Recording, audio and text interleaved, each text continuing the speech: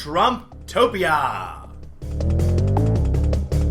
And yes, that is totally a pun on or a reference to Good Morning Vietnam. Starring Robin Williams. I'll say it again, folks. Good morning, Trumptopia. Are you awake yet, my friends?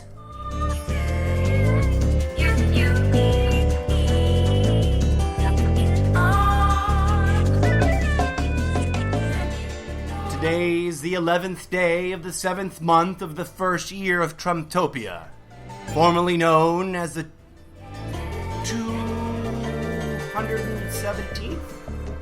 2000th, sorry, I'm crazy, I'm saying 200, the 2017th year since we murdered a guy we called Jesus and nailed him to a cross.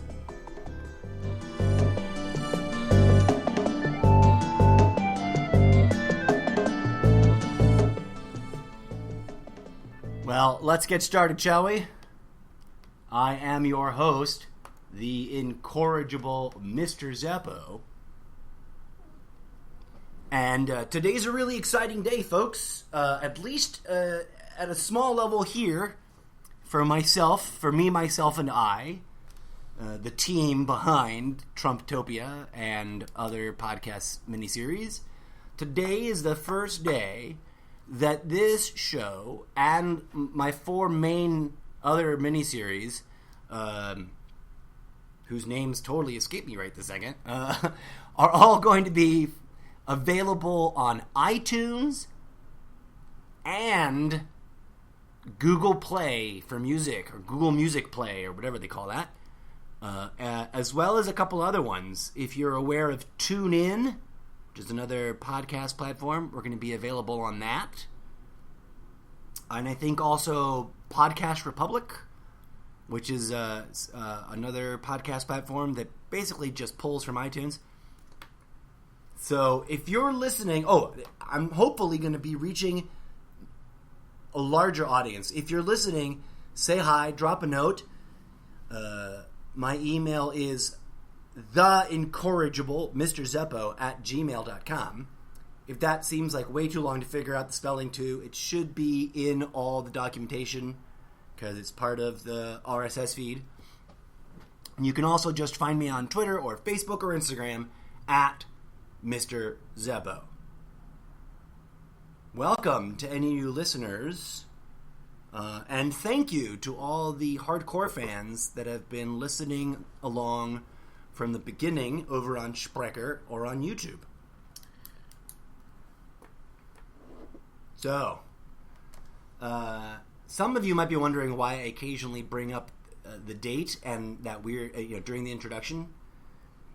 I genuinely believe that that we are at the very beginning of a new era, and I like making fun of the contexts associated with the past era. We celebrated the year of our Lord for 2017 years. It was formally, the calendar was formally, the year of our Lord, 1999. Whatever. All the dots connect, folks. I just think it's funny that we celebrate and commemorate a moment in time where a man was beaten to death, brutally tortured, and humiliated, and hung up on a crucifix, and left to die. And we celebrate that moment because his death somehow liberated us of all our bullshit. And I don't bring that up just to piss off people who self-identify as Christians. I bring that up because there's a lot of things that are questionable and that should be called out. And that's just one of the few. But let's zoom back to the present. What is the big hubbub this morning? It's Russia, Russia, Russia! And for those of you who are of a certain age, you should have that reference in your mind of the Brady Bunch. Marsha, Marsha, Marsha. And why that reference?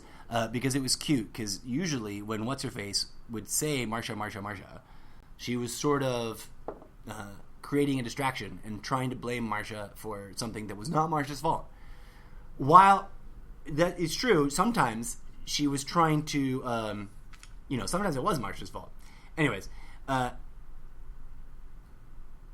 our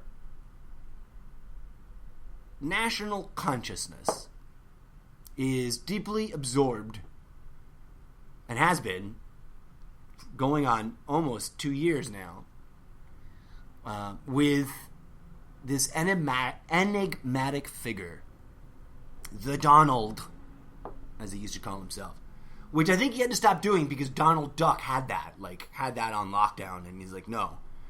Actually, Donald Duck wouldn't say that. He'd be like, and I think because of that, Trump had to stop. Anyways, today's current atmosphere is not far from what I anticipated. Not that I want to pat myself on the back for predicting anything. I think predictions are folly. I do think it's a good idea to try to measure trajectories and see if we can anticipate outcomes. But flat-out predictions are crazy. For example, and I own this, I've apologized for this before on the show, and I'll apologize to you all again. But long before I launched this show, back in the height of the primaries and stuff, I was convinced, as a matter of political philosophy, that Donald Trump was here to play bad cop, to be the foil to Hillary Clinton's good cop act. And what annoyed me about that is that I know, or at least I assert, based on circumstantial evidence that I've observed throughout my adult life, that both parties are pretty much in cahoots with each other at a deep, deep level. Takes two wings for a bird to fly. You gotta have two people for the good cop, bad cop game to work. You can't good cop, bad cop somebody by yourself. If you're going to be the good cop, you need someone else to be the bad cop, and vice versa. And for almost the entirety of my adult life, this two-party system has been painfully obviously like a setup of good cop, bad cop. And it's clever because there's a twist. On the national stage, they generically play GOP's the bad cop and the DNC's the good cop. But within their own parties, thanks to the magic of the us versus them brainwashing, which is central, my friends, central to the cultural brainwashing, not only of our country here, formerly known as the United States, soon to be recognized as Trumptopia, but around the world. The entirety of the postmodern system that we take for granted hinges upon the notion or the idea that us versus them is at the center of everything. And I've suggested this before. I think this is a very old regime of oppression in place. That the wealthiest of the wealthiest, the invisible, 0.001%, that they and their predecessors have been playing this game since before the Tower of Babel, since before recorded history, since before what they let us know about history, became unavoidably mainstream and therefore has to be somehow preserved. And that dividing us a bunch along anything, any kind of imaginary or real ideological line, serves a really important purpose. I was just addressing this because I have a Facebook friend, someone I don't know personally, who posts a lot of interesting things, and they had posted the question, how do the profiteers profit on the flat earth versus globe earth argument? Where's the profit in that? And I had to dig deep and kind of lay out the explanation there. The profiteers don't profit on the ideas themselves, which they use to divide us. Unless you understand that there's also an energetic economy going on. But that's a metastructural level that most people are not prepared to even begin to consider. So let's stick to just, materialist, statist, two-dimensional, interpretations of reality. And the profit in creating these unsolvable lines of division does not reside in one or the other ideological constructs being the most favored or anything like that. Although I'm sure there might be some low-level profiting going on because everyone sells each other products about that, and that ultimately, feeds the profiteering system because we all get our resources from the same handful of corporations that provide the resources, right? But there's a bigger order thing going on. Follow me through on this. The more people are caught up arguing about flat Earth versus round Earth, or arguing about Hillary Clinton's better than Donald Trump, or Donald Trump's better than Hillary Clinton, or arguing about Russia's fake news, or Russia's really, really real and they're trying to invade us through infiltration, the more we waste time arguing about those things, the less capable we are as a community of brothers and sisters in humanity, the less capable we are as the oppressed to clarify our perceptions, liberate ourselves from the mind control indoctrination, and unite. Unite in order to solve the problems. In fact, what they want is for us to be unable to clearly identify the problem. The problem is not America versus non-statist folks. The problem is not Donald Trump or Hillary Clinton. The problem is not Putin is a good guy or he's a bad guy. The problem is none of those things. The problem isn't even the fact that war is organized murder and that it is used for massive profiteering. All of these things are just a symptom of the problem, my friends. And that problem boils down to one tiny little 3-letter word. But those of you who already know where I'm going, thanks. I appreciate it. I hope this doesn't seem all redundant and boring to listen to. Those of you who are really eager to know what 3-letter word I'm talking about, stay tuned and listen to a totally different podcast series of mine called Almost Daily Zencast. Because right now I want to zoom back from all of that and talk about what's going on here in Trumptopia, formerly known as America. And that one problem's at the core and the root, deep down. Okay, and we'll talk more about that in Almost Daily Zencast. But what we need to comprehend is all of the noise, all of the drama, all of the effort being exuded is about distracting us from that one root problem. Of course, Russia is a ruse. That was a big thing during towards the end of the election, right? Once the Russia thing started to break, Trump himself said it many times. Totally fake news. It's just a ruse. Have you noticed that he's kind of waffled on that and backed up and started acknowledging that, there was interference measures and, Russia was involved? If you haven't noticed that, then you are letting the polarizing us versus them programming blind you.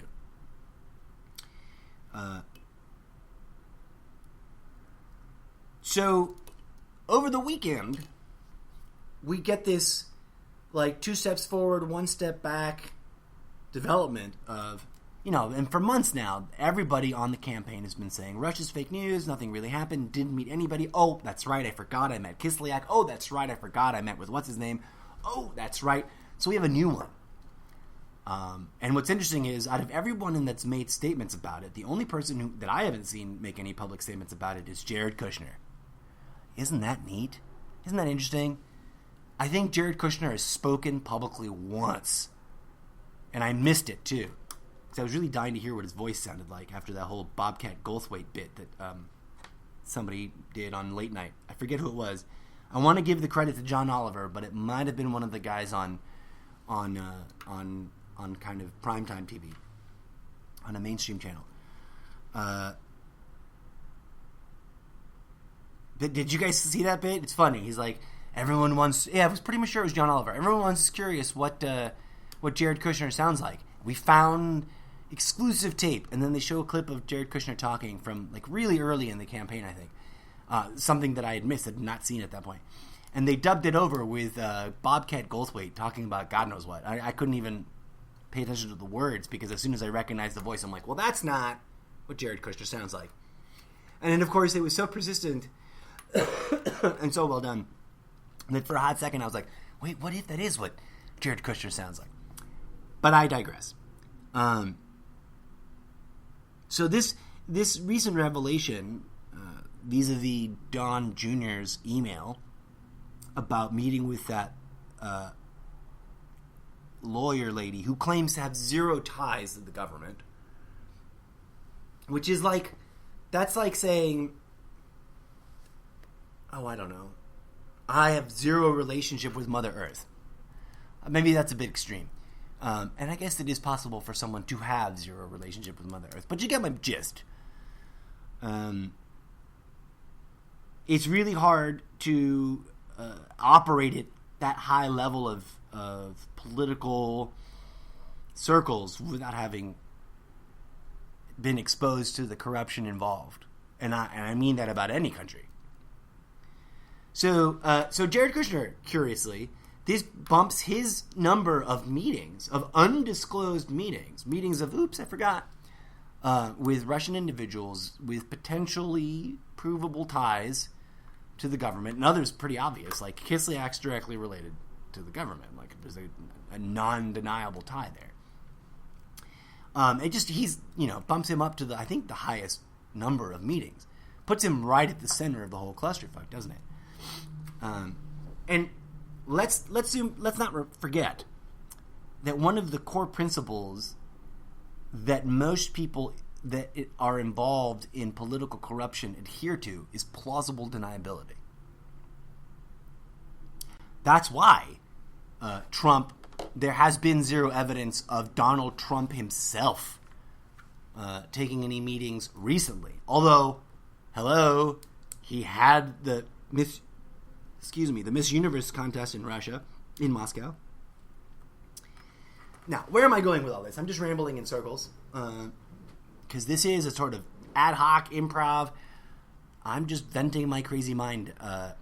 Eventually, I will create much more organized and more prepared sort of segments. But today's a unique day. I've been fighting off a cold, and I just got too much awesome craziness going on in the news. And I think it's really significant that we address it because it's more important than we give it credit for. For example, politicians like Ted Cruz are fond of saying that the American people don't care about the Russia issue. Just like they were fond of saying, a lot of Trump supporters and surrogates were saying, and I think Trump himself said it, the American voter doesn't care about his tax returns. That's a load of horseshit. Now, some of the more hardcore fans that are operating on blind faith, blind belief, of course they don't care. Because they're already bound up in the hero worship and the cult of personality adoration of blind faith following. The rest of us, though, even if we're fans or not fans at any time, were or still are, we do care. We want to know the facts. Quite frankly, if I never have been a fan, and some people might be surprised to hear that, but I've never been. I wasn't a fan of Hillary Clinton either. Okay. For anyone who's new to the podcast, I'm anti-ideology.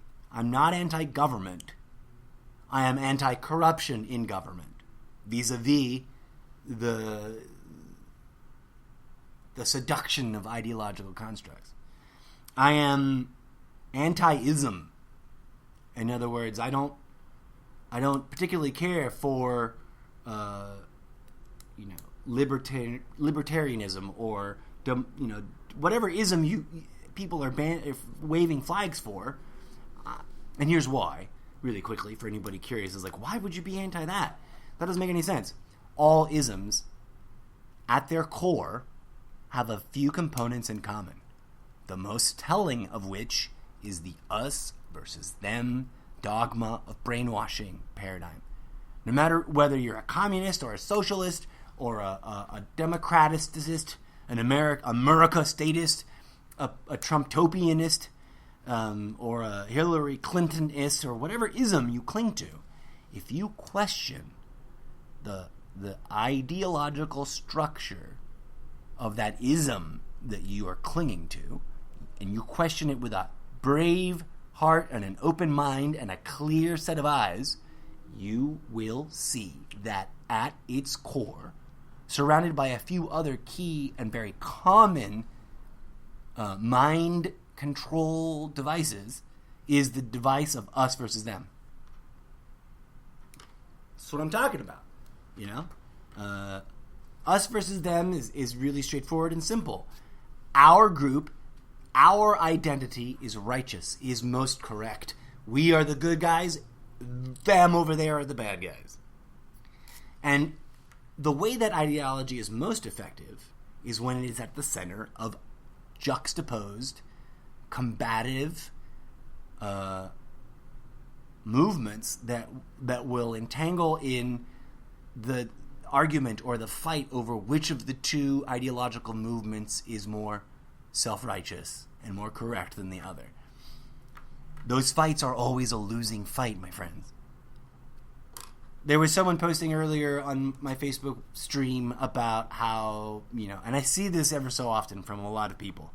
There's a lot of people out there that are fed up, and they are becoming aware of the intrinsic corruptions and mind control systems of all American political constructs, and they are patting themselves on the back for waking up for that, and then demanding that we have a bloody revolution.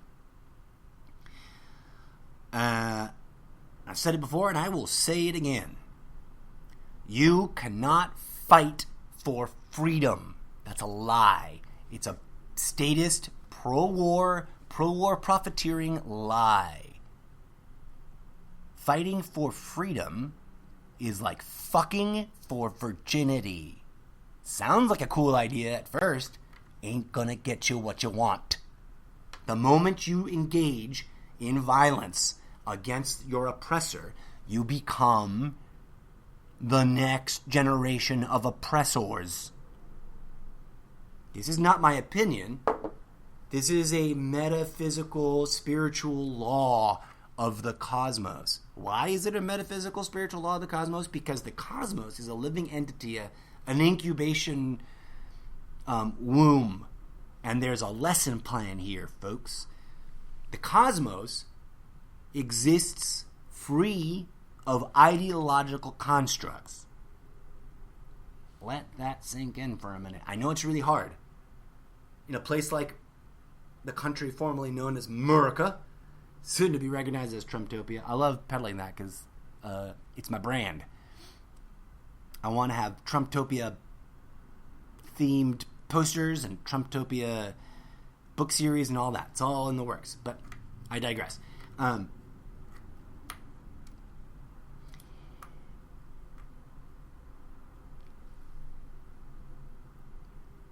The ideological oppression is a system that profiteers on conflict. The prolonged, long-term kind of social conflict that blinders people to the true nature of war. War is not fighting for peace. War is not fighting for freedom. War is not defending democracy. War is organized murder. Full stop. End of story. That's all it is. Oh, with a profiteering component, right? Because in the back end, almost every single war in modern history, which can be verified, has been financed by the same group of people and therefore profiteered on by the same small group of people.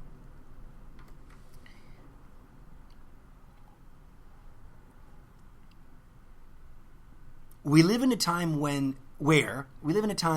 we can either give in to this latest escalation of the normalization of hate and violence and distraction and division. Just give into it. If we're going to do that, then we better pull off some sort of battle royale, Thunderdome thing and designate some huge, empty, preferably, because I hate it when we do this all the time. Look, what I'm going for is what Syria is now. But what if we just set aside a huge chunk of land that was empty, preferably, right? And made that our big, giant, fuck all, kill everybody you want, however you want arena. And only those who love the guns so much, who love violence so much, who love fighting for ideological bullshit so much, are allowed to enter. Everybody else gets to live in peace outside of the designated gun arena. Now, the profiteers would want to turn that into a TV show, which would then, of course, inculcate and indoctrinate people to grow up to want to be on that TV show, which is where I would draw the line. I would say, no. You make your money in the arena. It get televised. It does not get, it's an open, known thing, but it is not part of our normal consumption of entertainment. Of course, that would never work, would it? That'd be crazy and insane, and people would stand up to it. But here we are, and we really seriously have to have a debate about why war is unacceptable? That's all war is. You invade someone's territory for resources that you think you deserve more than they do, and then, that's your rationale. That's always the rationale behind any good guy nation that's invading another nation. And then, all the money flows up to the manufacturers of the organized war machines, the organized murder devices. Now, is that the conscious choice of everybody in the world at play in all this crazy? Probably not. There's probably a lot of well-intentioned Democrats and a lot of well-intentioned Republicans, a lot of well-intentioned libertarians, a lot of well-intentioned gun owners that don't understand that's what's actually going on. I'm not against guns. I'm not anti-gun. And I am not pro-gun control. Because you can't legislate that to change. I am anti-profiteering. I am anti-ideology. And I'm pro-self-liberation, etc., etc., etc. So, what does that have to do with what's going on in the world today? Wow. The crazier Donald Trump's tweets are, the more he waffles and wobbles and bounces back and dog whistles in this speech but then appeases the opposite group in another, the less likely, the more difficult it becomes. The more he gets away with all that, the more difficult it becomes for us to really transcend the problem. Now, I know there's a lot of effort to resist, and I appreciate that. I applaud it. I have in previous episodes, and I will always in future episodes applaud the resistant protest movement. But I will also chastise my brothers and sisters on that side of the fence the moment they transgress the line of peaceful protest and start enacting violence.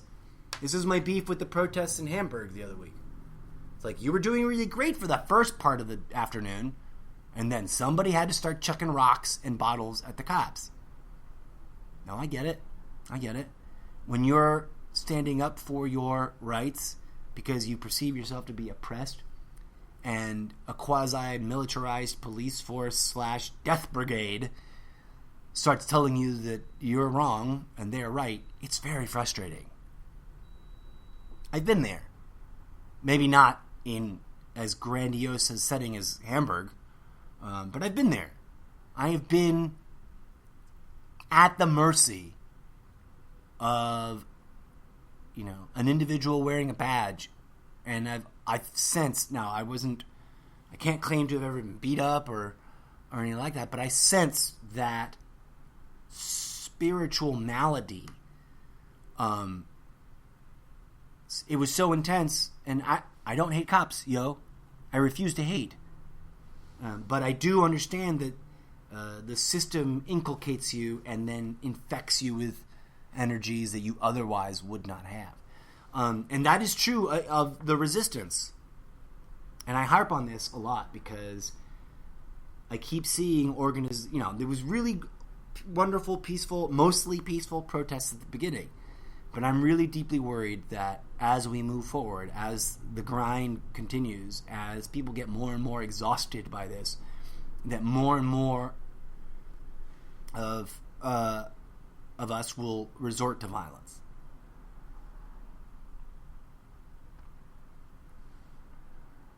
It is profoundly important that we avoid that, not for any ideological reason, but because violence achieves nothing besides perpetuating more violence. It really does. The only occasion in which it appears not to is when the violence renders one of the two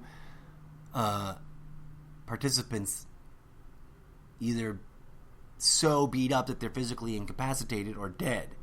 But then the violence has just been planted deeper in the soil and sprouts up a little bit later in the form of revenge. Arguably, one could theorize that whoever Cain and Abel really were, because obviously the story in the Bible is symbolic, but whoever the first brother was to kill his own sibling, triggered a spiral of revenge that we are suffering the effects of to this day.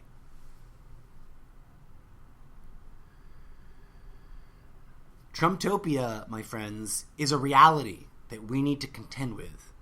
And one of the first steps is to step out of the echo chamber that you're clinging to. You Democrat? Time to break that fucking bullshit identity open and step out of it. Because it ain't helping you nothing. Even if you're trying to find some nuanced variation, like a democratic socialist or a democratic communist, which I hear is on the rise now. No offense, I get it. You're trying to find a solution to the pragmatic, technical problems of democracy as it is, but you're getting caught up in the weeds, my friends.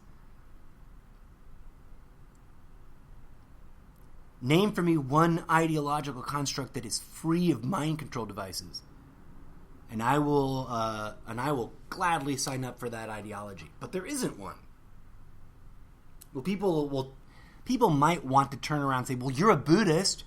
Isn't Buddhism an ism? Isn't Buddhist thinking an ideology?" I would say, well, technically I'm not a Buddhist. I just use that as a well understood reference to kind of comprehend the general direction I'm coming from. And some might say that's, a flip-flop, but I think I've been as clear about that from the beginning. One might say, oh, you're a transcendentalist. Again, that is an ism, which is, as all isms do, it has fallen for its own failures, because all isms invoke ego, trigger ego, because they're ideological constructs. So I don't belong to any of those. And we're so indoctrinated. We've been oppressed by ideological isms and the brainwashing of patriotism to those ideological isms, and the brainwashing of needing to fight for and defend and conquer other ideological isms, that we now almost inherently seek out to define new isms as we try to abandon old isms. And that, my friends, is the big catch. That's the big thing. Whatever else you think is going on in Trumptopia today, the ultimate goal is to create a Trumptopia-ism, a Trumptopism. Is that what we would call it? Trumpism. And someone already has been using that label. This is Trumpism. And then, Trumponomics. If there is any kind of organized agenda behind Trump. Now, I could be wrong about this. I totally could. I will always be the first to acknowledge that to you, my friends. Just as like I will always be the first one to tell you I'm not trying to get you to follow me or believe in me, other than trying to get some audience to follow me on Facebook and stuff so that I can, try to turn this into a business. Why do I want to do that? Because you have to work inside the system until you can heal it or build a new system. More about that in other episodes, I'm sure. Excuse me. I'm still fighting off a cold. Summer colds suck, don't they?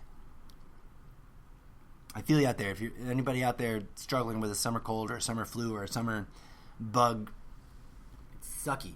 Hang in there. And don't over-abuse the air conditioning because that just makes it worse. In fact, the heat might help.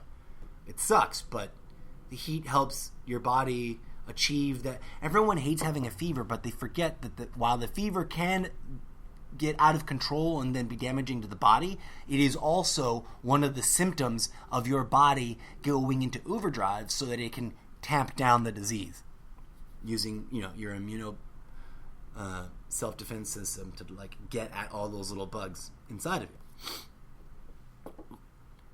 What does that have to do with what we're facing right now? Trumptopia is about to go through a fever pitch, crazy period of time. And right now is the opportunity for us to unite. But before we can unite,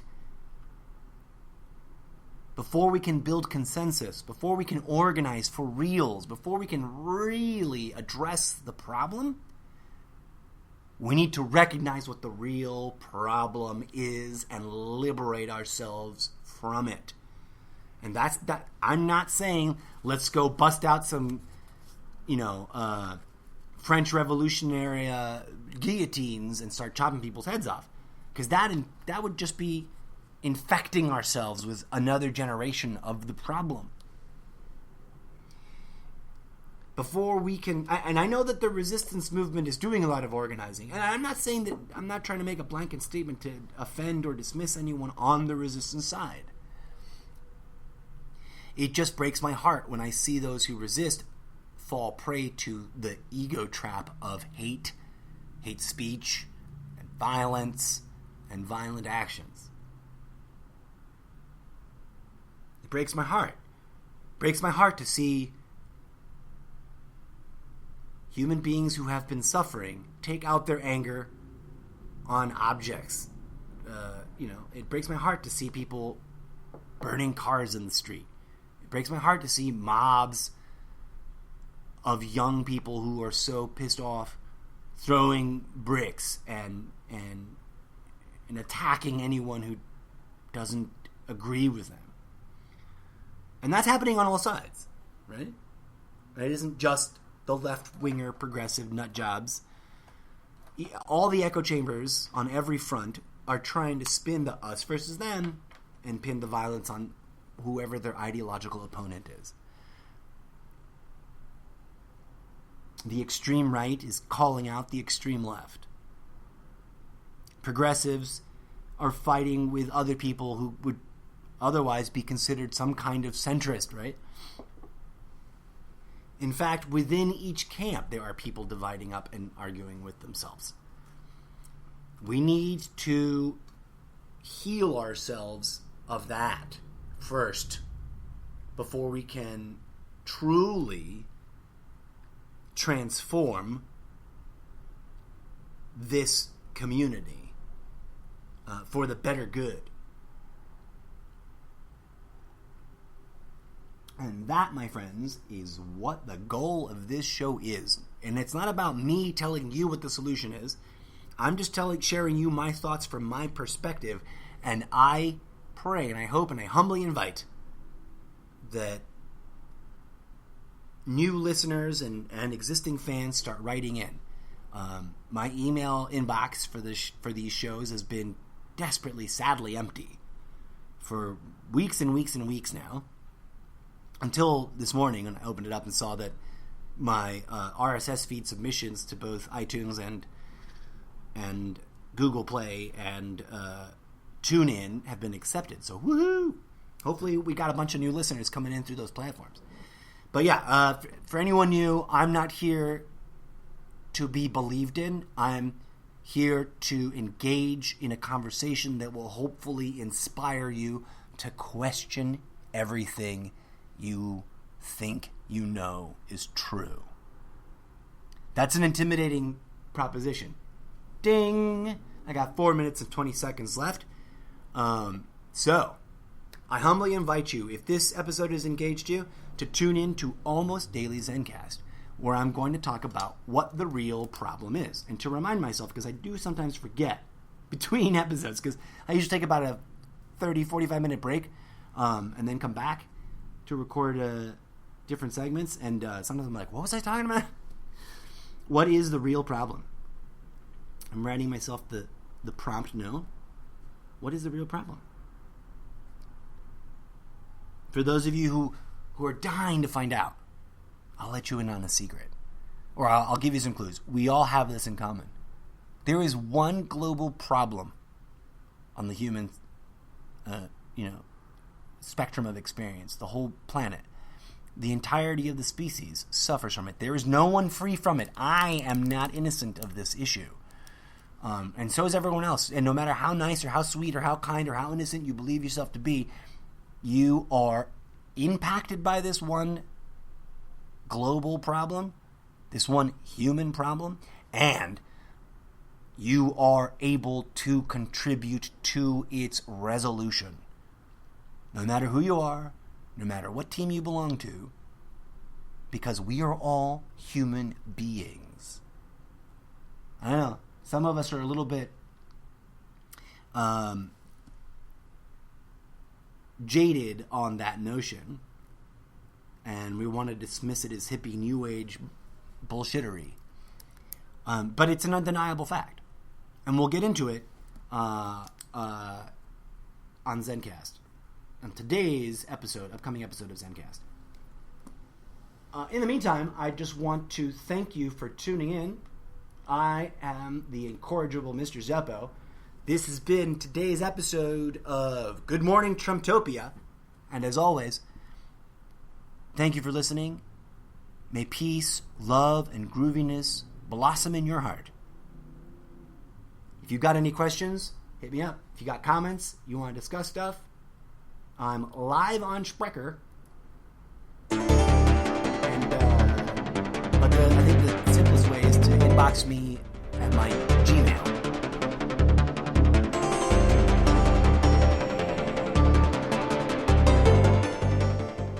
Also, shameless self-promotion, if you're a new listener, I am eagerly and humbly inviting special guests to come and have discussions, people who have an opinion and want to talk about it on the air. And I'm also very humbly looking for either part-time or permanent co-hosts, because this isn't supposed to be just about me rambling. The vision for this projects was to have a cadre of collaborators. And I've been putting the word out, but so far, no one's been stepping up. But that's okay. Just trying to build momentum towards attracting those correct people. So whether you're in Southern California where I am, or halfway around the globe, if you've got the time and a high-speed internet connection and you want to talk about these issues with me, not because you agree, but maybe because you want to challenge and disagree. Or maybe you do want to agree, but you know something different that you think is missing from what I've been talking about.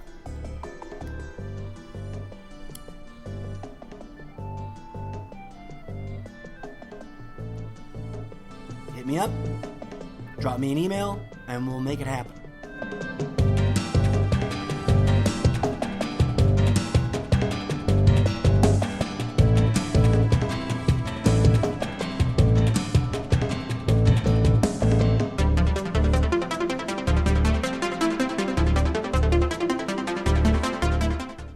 Peace out, folks.